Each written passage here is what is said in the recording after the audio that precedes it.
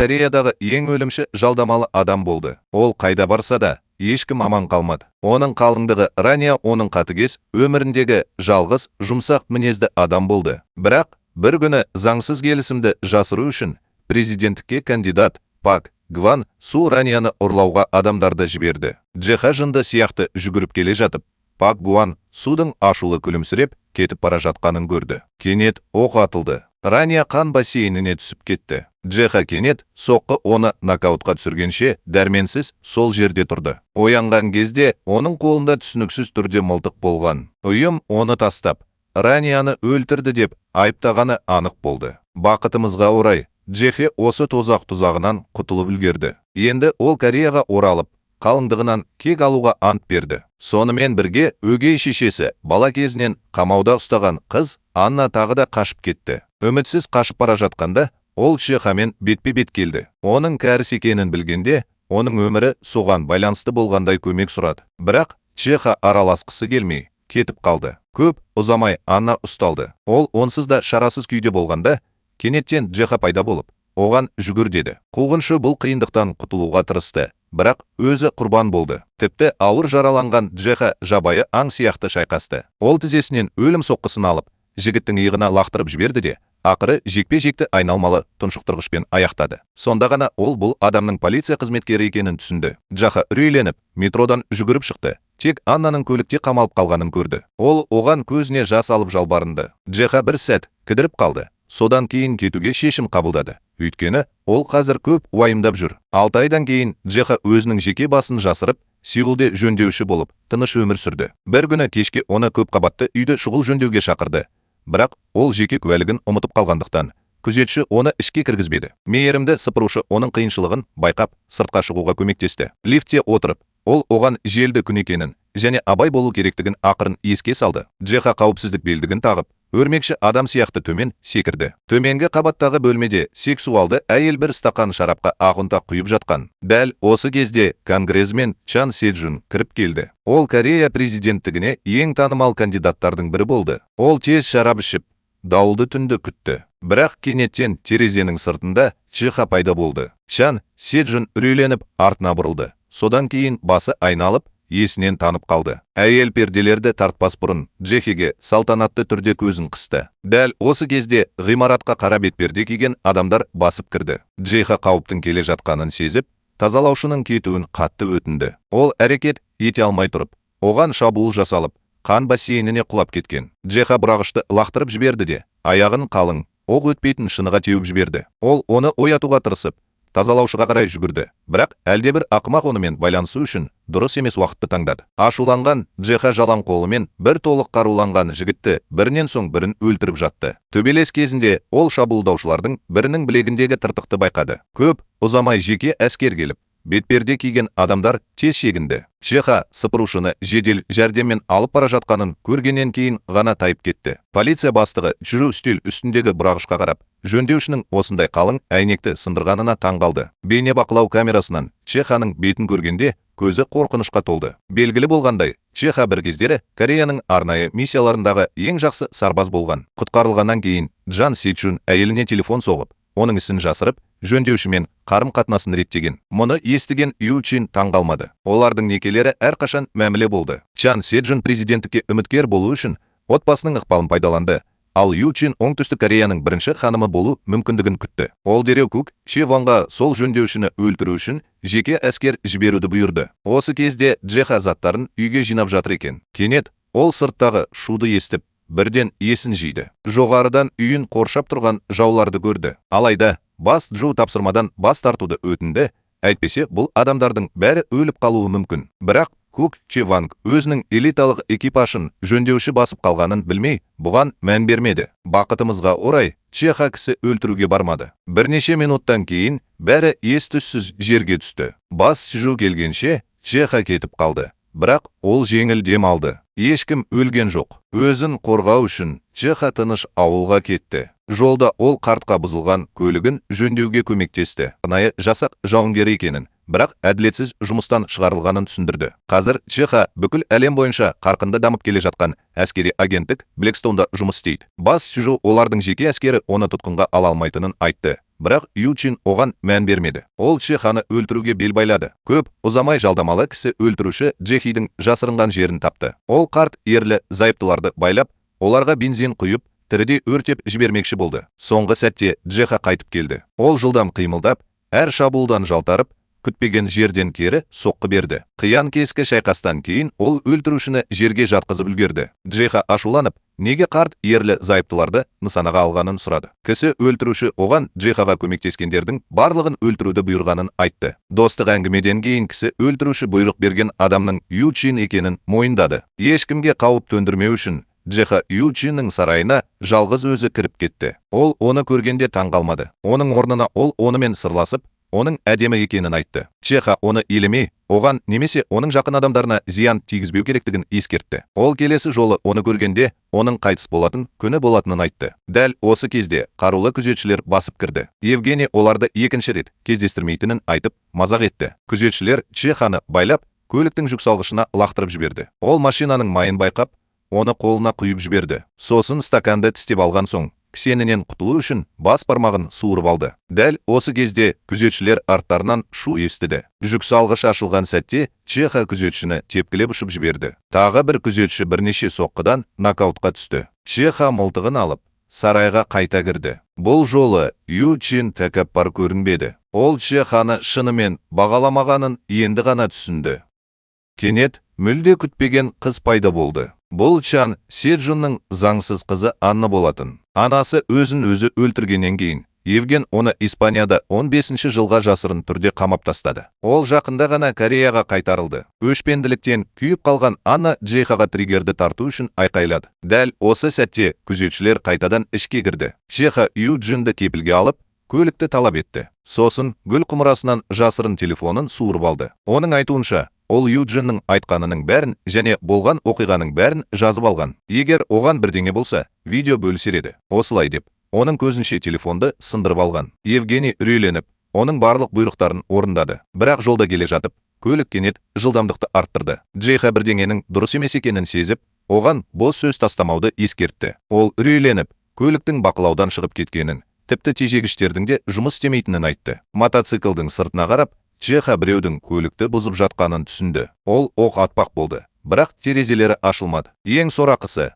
олар оқ өткізбейтін болды. Қиын сәтте Чеха Юджинді кенет солға бұрылуға көндірді де, онымен тез арада орындарын ауыстырды. Ол мотоциклден өзін жұлып алмақ болған кезде газды басқан. Сигнал сөнген бойда Ючин терезені ашу үшін түймені басқан. Көлік 360 градусқа бұрылып, Джеха мотоциклге оқ жаудырды. Мұны көрген бас Джо дереу күзетшілерге алдымен мотоциклмен жұмыс істеуді бұйырды. Бірақ тым кеш болды. Көлік құрылыс алаңына ұшып кетті. Миссия аяқталғаннан кейін байкерлер кетуге әрекеттенді. Бірақ жылдамдықпен келе жатқан көлік қағып кетті. Сонымен бірге Джеха қашып бара жатқан көлікті басқаруды қалпына келтіруге тырысты. Бірақ ол аударылып қалды. Екеуі де ауыр жарақат алып, қозғала алмай қалды. Бақытымызға орай, жақын маңдағы бірнеше жұмысшы Джеханы суырып алды.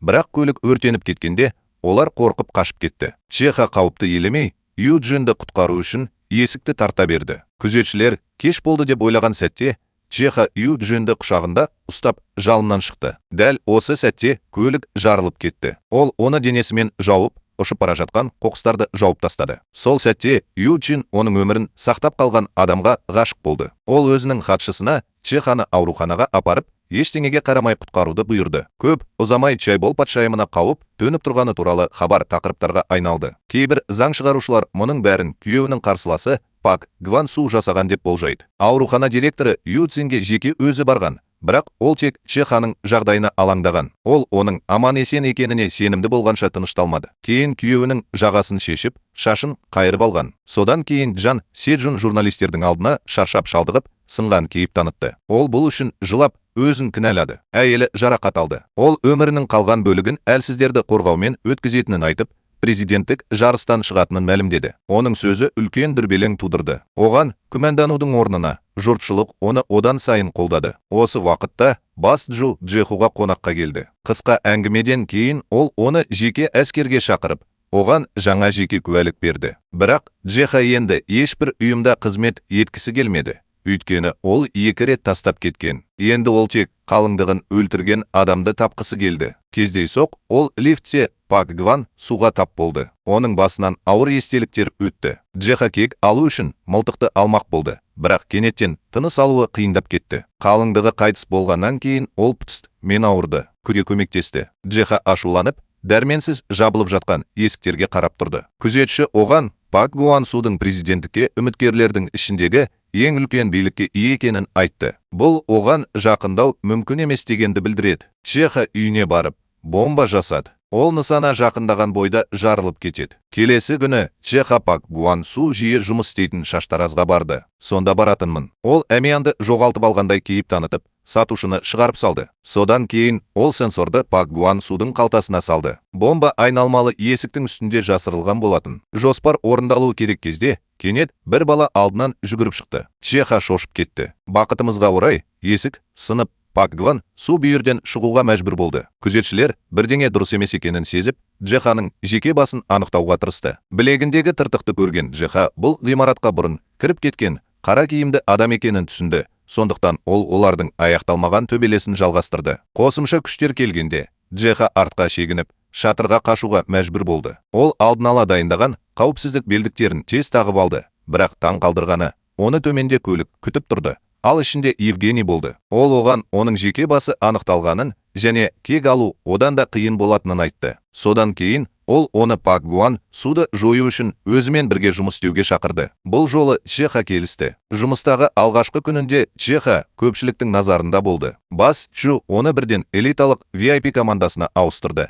Бірақ топ жетекшісі басқалар оны қабылдамайтынын айтып, көңілі толмады. Джеха тіпті қарсылық білдіруге де алаңдамады. Моншада команда жаңадан келген адамға сабақ беруді ұйғарды. Бірақ олар өз істерімен дұрыс емес адаммен айналысып жатқанын білмеді. Джеха алдымен олармен ойнады. Содан кейін оларды бір-бірлеп қойды. Ол өзінің күшін жұдырығымен дәлелдеді. Көп ұзамай топ жетекшісі барлығына жаңа тапсырмалар берді. Джеханың бірінші тапсырмасы Евгенийдің өгей қызы Аннаны қорғау болды. Байлауға дейін Анна қандай жағдай болмасын әлемнен жасырын қалу керек екенін айтты. Джеха бұйрықтарды орындап, виллада болып жатқанның бәрін бақылап отырды. Түнде Анна бөлмесінен шығып кетті. Джеха сергек болып, оны мұқият бақылап отырды. Ол ас үйге бірдеңе іздеп барды. Содан кейін ол бір қорап рамен тауып алып, қуана билей бастады. Жазықсыз қызға қарап, Джеха күлкісін баса алмады. Анна кастрөлді ыңғайсыз түрде пештің үстіне қойды, бірақ оны жаға алмады. Ол мұңайып, раменді құшақтап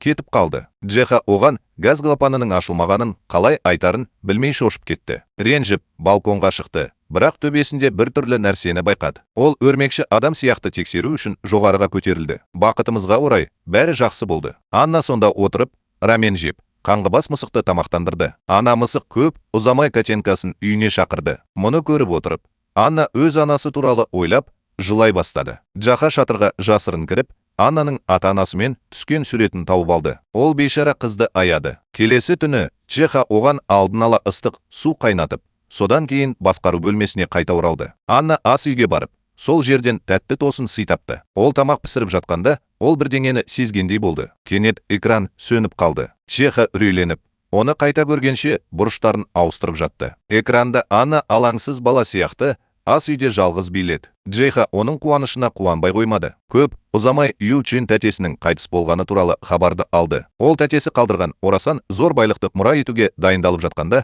ол керемет макияж жасады. Жерлеу рәсіміндегі күзетшілер өте қатал болды, және күзетшілердің ішке кіруіне тыйым салынды. Сондықтан Ю Чин Джехудан өзін қорғау үшін жүргізушісінің кейпіне енуін өтінді. Оянғаннан кейін Ю Чин отбасылық кездесуге барды. Ол кірер алдында Джеха абайлап, сөмкесіне арнайы қаламды салып, егер оған қауіп төнсе, оны басу керектігін айтты. Әрине, ол бөлмеге кірген сәтте есік құлыптаулы болды. Адвокат апайдың барлық акцияларын Ю Чинге қалдырғанын хабарлады. Бөлмедегі атмосфера шиеленісе түсті. Өзін жайсыз сезінген Ю Чин қаламды басып қалды. Сыртта Джеха бүкіл әңгімені естіді. Ағасы оның барлық акцияларын 3 есе қымбатқа сатып алуды ұсынды. Евгений жауап бермей тұрып, күйеуі келісімін берді. Мұның бәрі олардың бірге жоспарлаған тұзағы болды. Евгений ашуланып, орнынан атып тұрды, бірақ кездейсоқ қаламын тастап кетті. Ол көмекке шақырудың жалғыз жолын жоғалтты. Джеха оған қауіп төніп тұрғанын бірден түсінді. Ол қол шатырын алып, сол жерге жалғыз жүгірді. Дәлізде 6 күзетші болды,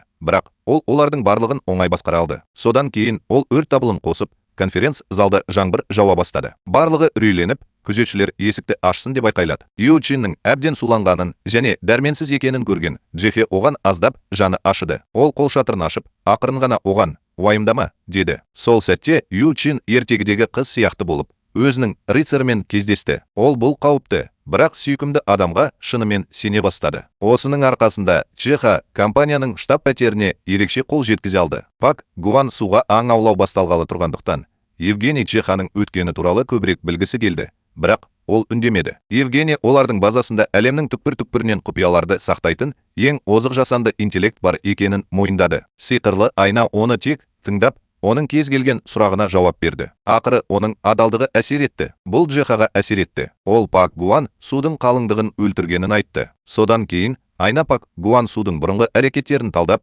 таң қалдыратын нәтижелерді тапты. Ол жергілікті көтерілісшілерге қару жарақ сатқан. Рания олардың заңсыз мәмілесін аудармашы болып жұмыс істеп жүргенде тауып алған. Осы уақытта Анна жаңалықтардан әкесінің келесі күні шіркеу іс-шарасына қатысатынын көрді. Ол өгей шешесінің қоқан-лоққыларына байланысты оған келмеді деп шешіп, қайтадан қашуға шешім қабылдады. Әйел күзетші жоқ кезде Анна кофесіне жасырын түрде тыныштандыратын дәрі құйды. Содан кейін ол жеке куәлігі мен әмиянын алып, киімін ауыстырып, үнсіз қашып кетті. Анна бір кездері анасына қараған қызметшіге бару үшін қарттар үйіне барды. Қызметшінің санасы енді анық болмаса да, ол әлі де Аннаның анасына Евгений оны өлтіргенше қашып кет деп айқайлады. Бұл Аннаны өлтіруші оның өгей шешесі деген ойға одан әрі нығайтты. Сол кезде Евгений күйеуіне қоғамда жақсы имидж қалыптастыруға көмектесіп жүрген. Олар қарт әйелді қолдарына алып, шіркеуге бірге кірді. Бірақ олардың таңғаларлығы, Анна сахнаға монахтың киімін киіп шықты. Чан Седжун қорқып басын төмен түсірді. Егер адамдар оның некесіз қызы бар екенін білсе, ол президенттікке үміткер болу мүмкіндігінен айырылады. Оққағарлар араласуға тырысты, бірақ діни қызметкер оларды тоқтатты. Ән аяқталғаннан кейін монахтар сахнадан шығып кетті. Тек Анна ғана көзіне жас алып, әкесіне қарап тұрды. Чан Седжун оның көзіне қарауға батылы бармады. Ал Ю Чин қажет болған жағдайда оны өлтіруге дайын болды. Ақырында Анна ештеңе айтпады да, үнсіз оқиға орнынан кетіп қалды. Джеха оның артынан жүгірді, бірақ ол тек жазбаны тапты. Анна әкесінен келіп, оны үйіне алып кетуін өтінді. Чан Седжун оның қайда екенін білмеді. Тіпті оны қиындық тудырды деп айыптады. Бұл арада Анна бала кезінде ата-анасымен жиі баратын саябақта отырды. Жақын жерде бірнеше қыз селфи жасап, кездейсоқ Аннаны фонда түсіріп алған. Бұл сурет үлкен жанжал тудырды. Күзетшілер оның ізіне түсіп, оның суретін түсіріп алған. Анна әкесінің келуін сұрап, дұға етті. Бірақ ол көзін ашқанда, бұл Джеха болды. Ол оған құлпынай балмұздағын беріп, әкесі оны сатып алғанын айтты. Анна күлімсіреп, оны тез жей бастады. Көп ұзамай оның тыныс алуы қиындап, есінен танып қалды. Қызметші Аннаның құлпынайға қатты аллергиясы бар екенін айтты. Еш ойланбастан Джеха оған ауыздан ауызға жасанды тыныс берді. Аннаның мінезіне байланысты Джеха оны кәдімгі ауруханаға апара алмады. Ол компанияның емханасына жүгірді. Аннаның әлсіздігін көрген Джеха өзін кінәлі сезінді. Бақытымызға орай, оған дер кезінде көмек көрсетіліп, аман қалды. Есіктен Джехаға қарап тұрғанда, оның нәзік жанасуы есіне түсіп, өзін аздап бақытты сезінді. Кейінірек Джеха Аннаның қайғылы өткені туралы жаттықтырушыдан білді. Оның анасы кішкентай кезінде мезгілсіз қайтыс болды. Ал Анна бірден шетелге кетуге мәжбүр болды. Джеха бұл аянышты қызды одан сайын аяйды. Аннаның оянғанын естіген Евген оны көруге асықты. Бірақ Анна оны қатты жек көрді. Ол әкесі екеуінің қайта қосылуына кедергі болған Евген екеніне сенді. Бірақ Евгений оған қатал шындықты айтты. Чан Седжун өзімшіл болды. Ол сүйген адамы үшін өзінің жарқын болашағынан ешқашан бас тартпас еді. Сол кезде Чан Седжун өзінің саяси қарсыласы құрған тұзақ екенін түсінбей, визажистпен сырласып жүрген. Жалынды сөзден кейін ол бөлмеге баса көктеп кіріп, шешінуге кірісті. Жуынатын бөлмеге кіргенде, әйел күзетшіден ауырсынуды басатын дәрі алды. Джеха мұның бәрін дәлізден көрді. Ол Чан Седжунға тез киініп, кетуін ескертті. Полиция бөлмені қоршап қойған. Джеха Чан Седжунды ұстап алып, сыртқа жүгіріп шықты. Ол оны құтқару үшін бәрін қатерге тікті. Тек Аннаның құлпынай жеп, өзін өлтірмек болғанын айтты. Чан Седжун өкінішке толы болды. Ол Аннадан аулақ болды. Өйткені ол енді Ю Джиннің қолынан құтыла алмады. Ол жоғары күшке ие болғаннан кейін ғана Аннаны құтқара алды. Әйтпесе, Ю Чин оны ешқашан таба алмайтын жерге жасырар еді. Ол Джеха қызын соңына дейін қорғауды бұйырды. Сонымен бірге Евгений күйеуінің ауруханада жатқанын естіп, бейнебақылау камераларын тез тексерді. Чан Седжун дұрыс емес нәрсе айтудан қорқып, абайлап сөйледі. Ол тіпті Аннаның құлпынайға аллергиясы бар екенін білмегендей кейіп танытты. Барлығы кеткен соң Анна әкесін құшақтап жылай бастады. Ол Ю Чиннің анасын өлтіргенін айтты. Алайда Цзан Седжунға бәрібір болды. Ол оған мұндай сөздерді қайталамауды ескертті. Әйтпесе бұл оның болашағын құртады. Мұны естіген Анна Ю Цзин айтқандай, ол шынымен де әкесіне ауыртпалық түсіретінін түсінді. Ю Цзин өзі сияқты ақымақтың кесірінен тағдырына қауіп төндіргені үшін өзін мазақ етті. Көп ұзамай Джеха Аннаны үйіне қайтарды. Ол оның басқа күзетшілерден ерекшеленетінін байқады. Онымен бірге болған сайын ол өзін қауіпсіз сезінді. Олар көліктен түскен бойда Джеха біреудің суретке түсіп жатқанын көрді. Анна Испанияда болған кезде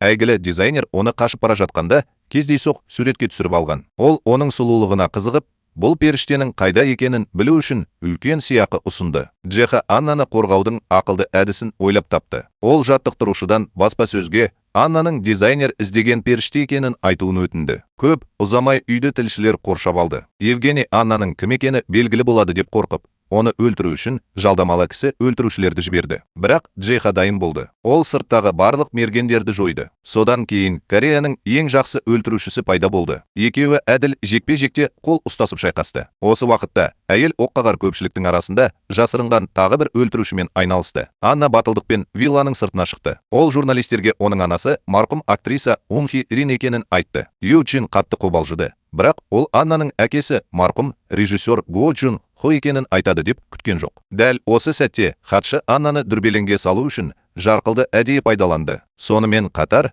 бұл тең емес жекпе-жекте Джеха ақыры жеңіске жетті. Осыдан кейін Евгений Джеханы кінәлаудың орнына оны мақтады. Хатшы мұның бәрін Джеха ойлап тапқанына сенді. Евгений мұны да білді. Бірақ ол өзіне опасыздық жасаған адамға ғашық болып үлгерді. Сол күннен бастап Анна мен Джеха жақындай түсті. Одан да таңғаларлығы, ол барлығына тамақ ішуге қосылуға дайын болды. Осы кезде Джеха штаб пәтерге жол тартты. Хатшы оған ханыммен қайта хабарласпауды ескертті. Джеха оны елемей, тікелей мәжіліс залына кірді. Ю Чин Аннаға не үшін көмектескенін сұрады. Джеха оны жүрексіз деп айыптады. Мейлі ол қарт ерлі зайыптылар болсын, мейлі Анна болсын, Евгений оларды өз пайдасы үшін өлтіруден тартынбайды. Ол Аннаның Рания сияқты бітіруіне жол бермейтінін айтты. Евгений ренжісе де, ол өзін біріктіріп, Пак Гуан суды қалай жеңуге болатынына назар аударды. Қазір оның заңсыз мәмілелерінің дәлелдерін табу бірінші кезектегі міндет болды. Лифттен шығып бара жатып, ол өгей ағасының Аннаны үйден шығарып жатқанын көрді. Ол үрейленіп,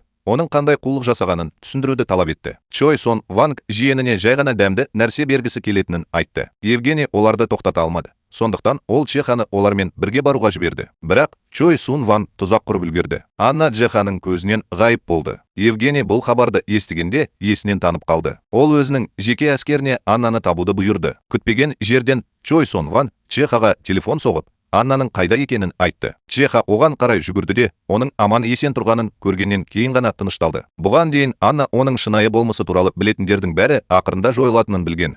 Сондықтан ол өзін және айналасындағыларды қорғау үшін ағасымен ынтымақтасуға шешім қабылдады. Чой Сун Ван да осы мүмкіндікті пайдаланып, Ю Чиннен бәрін тартып алғысы келді. Келесі бірнеше күнде Анна мен Джеха бостандықта рахаттанып, ғашық жұп болып өмір сүрді. Анна бақыттың не екенін алғаш рет сезінді. Ол Джехаға шынымен ғашық болғанын түсінді. Көп ұзамай Анна анасының табиғи емес өлімі туралы хабар алды. Бұл Умхаяриннің ұйықтататын дәріден емес, қатты азаптан өлгенін білдіреді. Содан кейін Анна Евгенийдің ток-шоуына қатысып, камераға анасының өлімі туралы шындықты ашатынын айтты. Евгений Аннаның кез келген уақытта жарылуға дайын бомба сияқты екенін түсінді, сондықтан ол хатшыға бұйрық берді. Аннаны өлтір, бірақ Джеханы жалғыз қалдыр. Джеха ес-түссіз жатқан күзетшіні көріп, қауіпті сезінді. Жұмысшылар противогаздарын киіп, қораптарынан улы газ шығарды. Джеха тез арада Аннаға желдеткіш арқылы сыртқа шығуды бұйырды. Содан кейін ол Ю Чинге қоңырау шалды.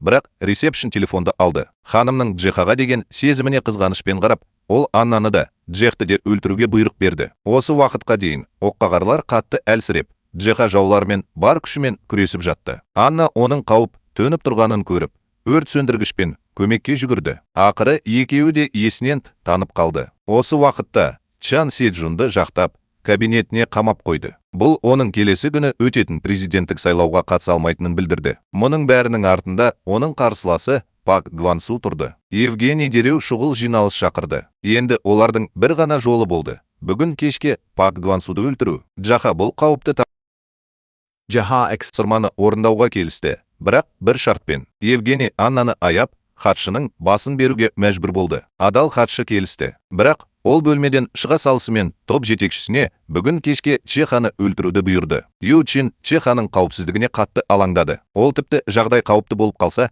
қайтып оралуын айтты. Бірақ Чеха оны жай ғана шоу жасап жатыр деп ойлады. Содан кейін ол Аннаға аман есен ораламын деп ақырын уәде берді. Сонымен бірге Пак Гван-су кісі өлтірушілер оның үйіне шабуыл жасағалы жатқаны туралы ақпарат алды. Сондықтан ол дереу баспанаға бет алды. Мұның бәрі Евгенийдің жоспарының бір бөлігі екенін білмей, Джеха мен топ жетекшісі полицейлердің кейпіне еніп, соңынан ерді. Сақ көмекші кенеттен код сөзін айтып, олардың жеке басын ашты. Бақытымызға орай, жақын жерде мергендер болды. Оларды жауып тастады. Пак Гван-су күзетшілердің қорғауымен ішке қарай жүгірді.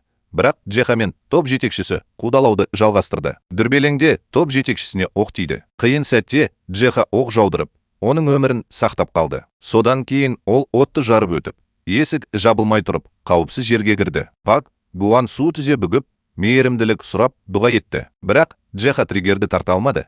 Өйткені ол Аннаға тірідей оралуға уәде берді. Сондықтан ол Пак Гван-суға командаластарын босатуды бұйырды. Содан кейін Ю Чинге қоңырау шалды. Ол оған қауіп төніп тұрғанын түсініп, Пак Гван-сумен келіссөздер жүргізуге келісті. Көп ұзамай Чан Седжунға тағылған барлық айыптар алынып тасталды және ол билеуші партияға қосылатынын мәлімдеді. Топ жетекшісі хатшының қоңырауын елемей, құтқарушысына опасыздық жасаудан бас тартты. Миссия аяқталғаннан кейін Чеха Аннаға қайта жүгірді. Дәл осы кезде виллаға ашуланған Чан Седжун кіріп келді. Ол Ю Цзинге Аннаға бірдеңе болса, олардың келісім шарты бұзылатынын ескертті. Ю Цзиннің жүрегі ауырды. Ол жас кезінде оған ғашық болғанына өкінді және оның саяси мансабын қолдау үшін бәрін берді. Тек сол күйінде қалды. Бірақ Ю Чин тез қалпына келді. Ол мұқият киініп, Джеханы көруге кетті. Бірақ сол сәтте ол Аннамен және экипажбен бірге тойлады. Ю Чин оларды алыстан көріп, мұңайып кетіп қалды. Өкінішке орай, ол дұрыс емес уақытта дұрыс адамды кездестірді. Осы миссиядан кейін топ жетекшісі Джеханы толығымен қабылдады. Олардың байланысы нығая түсті. Келесі күні Джеха штабқа келіп, барлығының оны мақтап жатқанын көрді. Ол бүкіл топты жалғыз өзі құтқарды деген қауесет тарады. Тіпті тәкаппар хатшы да оны қазір құрметтейтін. Бірақ олардың басты басымдығы әлі де Пак Гван-суды жою болды. Ю Чин сиқырлы айнадан бір іс тапты. Заңсыз мәмілелерге қатысы бар адамдардың бірі президенттің ұлы Ким Сук Хан болды. Чеха бірнеше күн бойы оның соңынан еріп, жетекші саясаткерлерді құртуы мүмкін дәлелдерді жасырып жүрген болуы мүмкін екенін түсінді. Сондықтан ол өз командасына Ким Сук Ханды қадағалап, оны анық етіп көрсетуді бұйырды. Уақыты келгенде күзетшілер Ким Сук Ханның көзінше бетперделерін шешіп кетіп қалды. Өзін жайсыз сезініп, шіркеуге қарай жүгірді. Бірақ жад картасының әлі де қауіпсіз түрде жасырылғанын көрді. Сол кезде ол алданып қалғанын түсінді. Чеха оның артынан қуды. Бірақ оны қара киімді адамдар тоқтатты. Ким Сук Хан көлікке секіріп, жасырынуға тырысты. Дәл осы сәтте Пак Гван-судың адамдары пайда болып, жад картасын жұлып алмақ болды. Ким Сук Хан кенеттен қарсылық көрсете бастады және мүмкіндігінше жылдам жүгірді, бірақ ақыры тығырыққа тірелді. Дәл уақытында Джеха оның өмірін сақтап қалды және жад картасын алды. Бірақ оқ оның асқазанына тиді. Оның аман қалатынын білмей, Джеха картаны шөпке тығып қойды. Дәл осы сәтте полиция бастығы Джу келіп, оны штабқа алып кетті. Ю Чин оның қанға боялғанын көргенде шошып кетті. Ол дәрігерге оны қалай болса да құтқаруды бұйырды. Оқ алынып тасталды.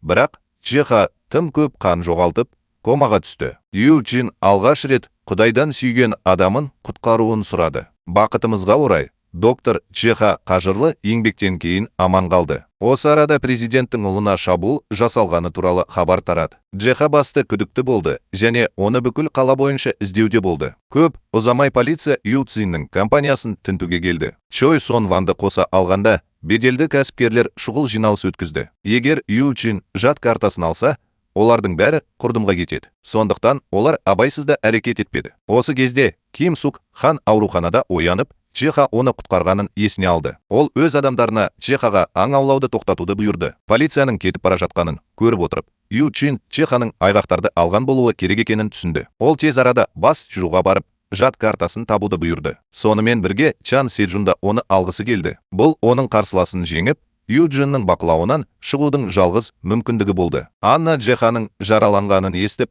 бірден компанияға жүгірді. Сүйген жігітін көру үшін ол тіпті тізе бүгіп, жауының атын Ана деп қойды. Ю Чин аң-таң болды. Ол Аннаны штаб пәтеріне апарып, Чеханың әлі де ауыр халде жатқанын айтты. Ю Чин оны құтқаруға уәде берді. Бірақ егер Анна Кореядан дереу кетсе ғана, Анна еш ойланбастан келісімін берді. Чехамен қоштасқаннан кейін ол уәде еткенде Испанияға кетті. Бірақ ол ұшаққа мінген бойда Пак Гуан Судың адамдары оны алып кетті. Сонымен бірге Чой Сон Ван Пак Гуан Сумен бірігіп кетті. Олар Ю Чинге қарсы үлкен жоспар құрды. Чой Сон Ван Кук Чай Ванға алдын ала пара беріп қойған. Содан кейін ол 600 фунт жарылғыш заты бар штаб пәтерге баса көктеп кірді. Оның адамдары ғимаратты тез басып алып, барлық күзетшілерді тұтқынға алды. Ю Цин қауіпті сезіп, оқ өтпейтін есікті жауып тастады. Чой Сон Ван бомбадағы таймерді іске қосты. Содан кейін Ю Цинге компанияны басқаруды тапсырамын деп қорқытты. Дәл осы сәтте Пак Гуан Су телефон соғып, жад картасын беруін өтінді. Джехидің нәзік сигналынан кейін Ю Чин оның жанында жад картасы жоқ екенін айтты. Кук Чеван оның сөздерінің рас екенін растады. Чеха картаны қайтаруды ұсынды. Бірақ егер Пак Гуан Су оны қорғауға уәде берсе ғана, оның қаншалықты ауыр жараланғанын көрген Пак Гуан Су келісімін берді. Чеха Ю Джинді осының бәрін тастап, жаңа өмір бастауға шақырды. Ол жауап бермеді. Ол тек олардың ең жақсы жағдайда және ең жақсы уақытта кездеспегені өкінішті екенін айтты. Джеха аман есен кете салысымен өлім ойыны басталды. Евгений сиқырлы айнаға сатқынның отбасын табуды бұйырды және оларды өлтіру үшін жергілікті өлтірушілермен байланысқа шықты. Кук Чеван мейірімділік сұрап, бірден тізерлеп отырды. Ол тіпті жасаған ісінің өтелу үшін өз өмірінде құрбан етті. Содан кейін Ю Чин Чой Сун Ванды өлтірген адам $1 миллиард сыйақы алатынын хабарлады. Алайда Чой Сун Ван оның бомба сенсоры бар екенін айтты. Ол өлген сәтте жарылғыш заттар әп сәтте іске қосылады. Евгений мұны күткендей болды. Осы уақытта Чеха жад картасын тауып алды, бірақ оған шабуыл жасалды. Полиция бастығы Чу дәл уақытында келіп, оны құтқарып қалды. Чеха картаның мазмұнын дереу жариялауға шешім қабылдады. Әйтпесе компанияға да Ю Чинге де қауіп төнетін еді. Чан Седзюн мұнымен келіспеді. Ол өзінің саяси амбициясын жүзеге асыру үшін Чеханы жад картасын беруге мәжбүр етті. Чеха осы ашкөз адамдардың бәрінен қатты шаршады. Ол Пак Гуан Судан кек алуды өзінше шешті. Ол қауіпсіз үйді жарып жіберді, бірақ ол жерде ешкім болмады. Күзетші оған Пак Гуан Судың Аннаны ұрлап кеткенін айтты. Егер ол оны құтқарғысы келсе, картаны беруі керек еді. Аннаның қайда екенін білген Чеха есінен танып, газды басып қалды. Көп ұзамай Пак Гуан Су картаның Чан Седжуннан екенін білді. Ол Аннаны қайтарғысы келсе, оны штабқа әкелуін айтты. Чан Седжунның басқа амалы қалмады және ол келісімін берді.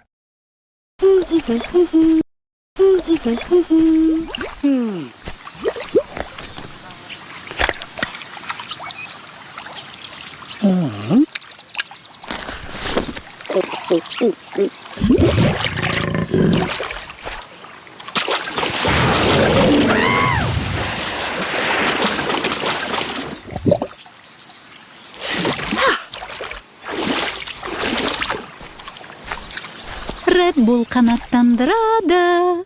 When Jeha arrived at the factory, Қаскөйлер қоршап алды. Соған қарамастан, ол таңғажайып шеберлігі мен ерік жігерінің арқасында өз жолын ашты. Бірақ бәрібір кеш болды. Анна қайтадан тасымалданды. Джеха көмекшісінен бомба іске қосылғаннан кейін оны тоқтату мүмкін емес екенін білді. Пак Гуан Су өзінің барлық жауларын бір соққымен жоюды жоспарлағаны белгілі болды. Сонымен бірге күзетшілер Аннаны компанияға ертіп бара жатқанда оларға шабуыл жасалды. Бұған дейін хатшы штаб пәтерден тікелей эфирді көріп, көмекке асығатын. Ол Аннаны штаб пәтерге алып келді. Бірақ Чой Сон Ван оны кенеттен атып тастады. Ол Аннаны кепілге алып, Чан Седжуннан жад картасын талап етіп, мәжіліс залына кірді. Ю Чин оны тоқтатпақ болды, бірақ оны атып өлтірді. Отбасын қорғау үшін Чан Седжун картаны берді. Ауыр жараланған Джеха компанияға келіп, Чан Седжунға бомбаны тоқтату мүмкін емес екенін айтты. Чой Сунды тексергеннен кейін Ван Пак Гуан Судың оны алдағанын түсінді. Ең сорақысы,